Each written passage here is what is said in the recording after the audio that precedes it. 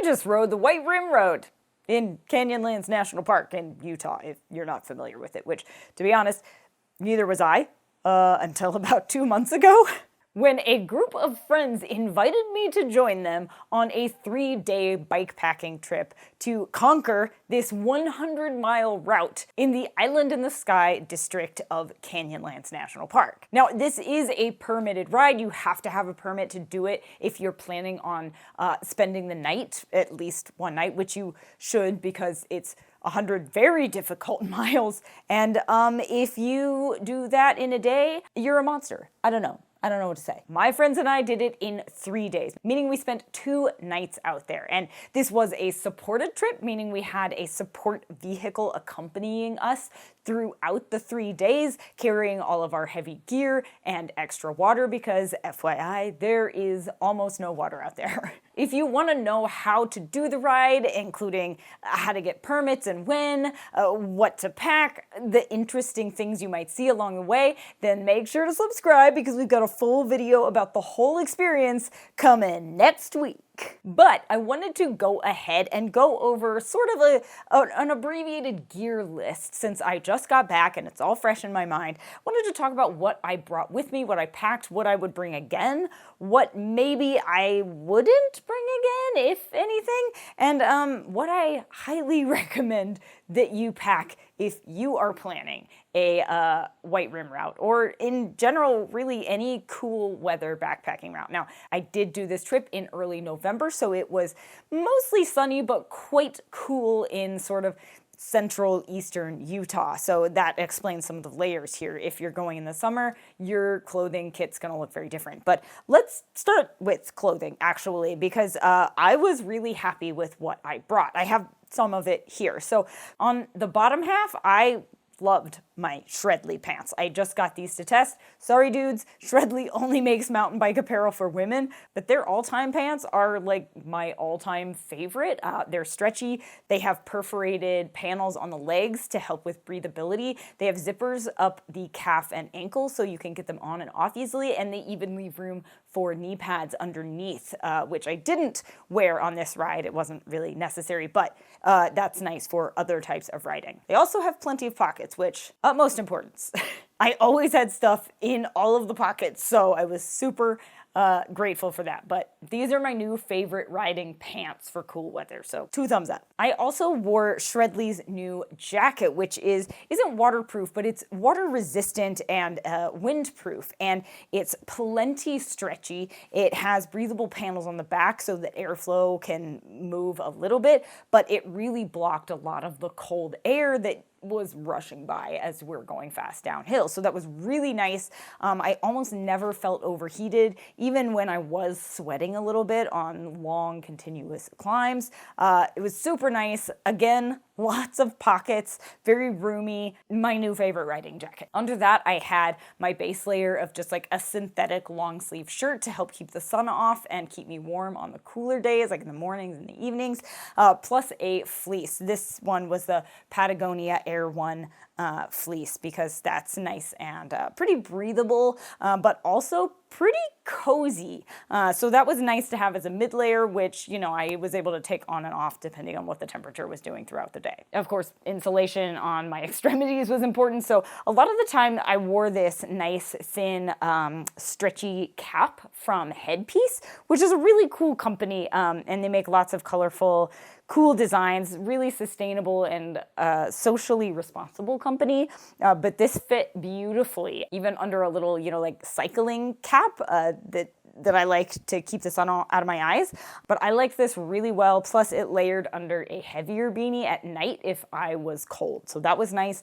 But I also brought one of their fleece-lined headbands because I have sensitive little ear holes. My ears hurt real bad when it's very cold outside, especially when there's wind rushing past them. So this was extra nice to have on chilly mornings and evenings when the air was especially cold. So I do recommend something like that. I also brought along some Pearl Izumi gloves. These are the Amphib Light, made of some more sustainable materials. And now I think the website says these are rated for like between 30 and 50 degrees. I would not necessarily recommend these for anything under 50 degrees, especially when you're moving fast. I had these layered with another pair of like tight-fitting gloves for several of the mornings and evenings when it was cooler, just to help block some of the wind and keep my fingers warm. But on like milder days, especially when it was sunny, these were really nice to have. So it's really important to have like 1 or 2 pairs of gloves. A lot of people on the ride had 2 pairs that they layered when it was colder. I was also wearing my Deuter running vest. Now, that might sound weird because we were cycling, and I did consider bringing our Osprey Raptor 14-liter bag instead, but honestly, the Deuter fits so close and snugly, and it has so many accessible pockets that I went ahead and just opted for that.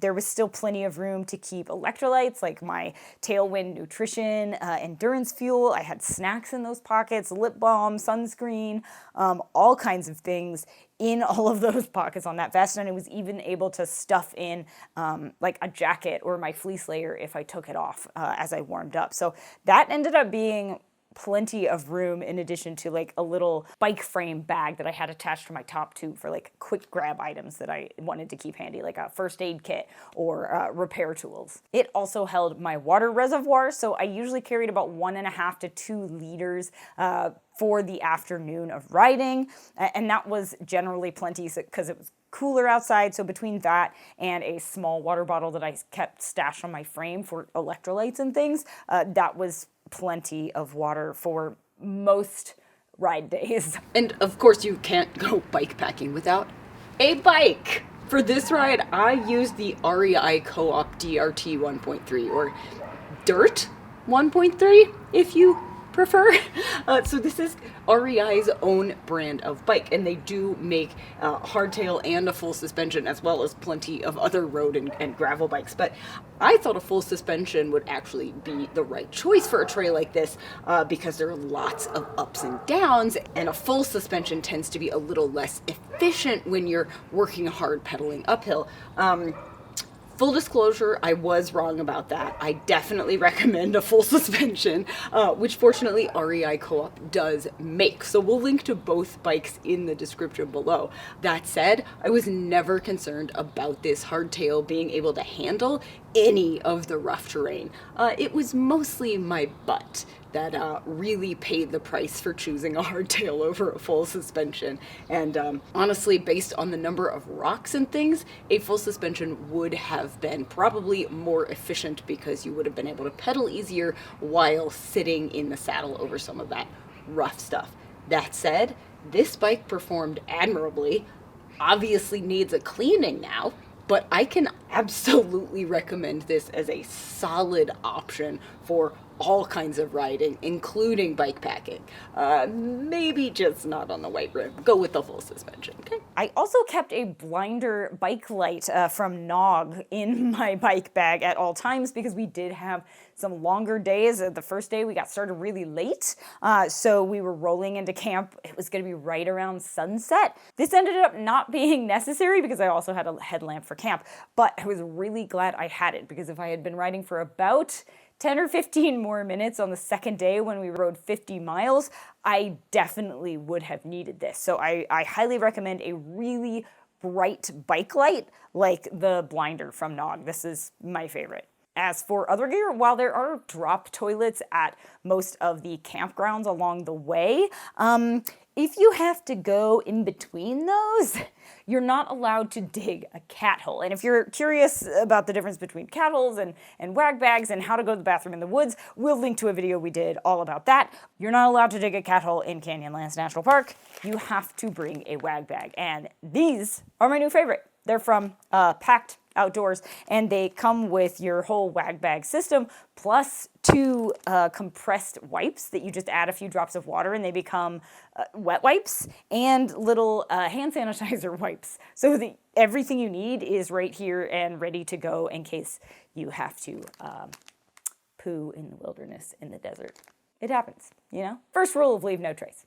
Gotta be prepared. As for sleeping, I had a closed cell foam pad, which I always recommend for cool weather backpacking and camping. It's just really, really nice to have not only it layered underneath your insulated sleeping pad, which I also brought, but to have a nice place to sit when you take a break for lunch or dinner, or when you're cooking your meals or whatever, when you're hanging around, not a campfire because you're not allowed to have those in Canyonlands, but around a lantern, hanging out with your friends. It just insulates your butt from the ground so that it's not as cold, but it's also just more comfortable and gives you a place to like lay your pot lid. So I always recommend a closed cell foam pad.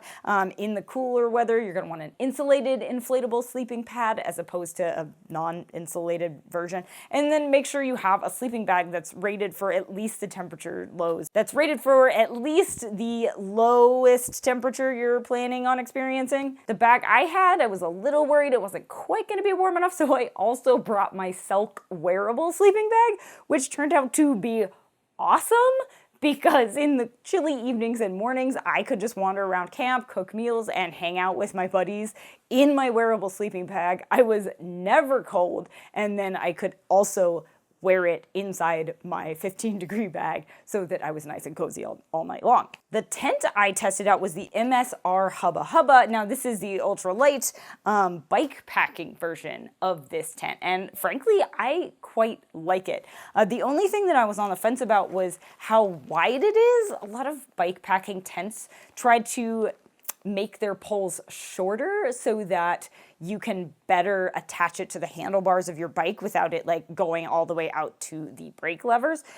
This was real close on my bike. And I'd say if I had needed to attach this tent to my bike instead of throwing it in the support vehicle, it may have felt a little bit long and unwieldy. It obviously doesn't pack up super duper small, pretty standard actually for like a, ultralight backpacking tent, but not as small and light as maybe I would like for a bikepacking tent if I was carrying this on my frame. So that's something to keep in mind. Otherwise, this tent kept two people plenty cozy, and I quite liked it, actually. A lot of really intuitive aspects there. There were hang lines on the inside of the tent, so if your chamois was a little damp or sweaty or your socks were soaked, you could hang them to dry inside your tent, which I don't believe is on the backpacking version of the tent, just the bikepacking. So cool tent though, I do like that. Obviously, you're gonna wanna remember like a backpacking stove, plenty of calories for the ride, lots of snacks for along the way to keep your energy up. I just brought a lot of Farm to Summit backpacking meals, which turned out to be great because not only are they delicious, but Farm to Summit packages their food in compostable or biodegradable packaging, so it's a little more environmentally sustainable. Plus they use kind of like ugly produce that farmers can't sell to grocery stores because it's unattractive, so that kind of helps with the whole food waste situation. I love their meals and can highly recommend, including their oat milk latte, which was the bomb. If you're looking for an instant latte, I've tried very few that beat it, but also their golden milk latte, which is also vegan.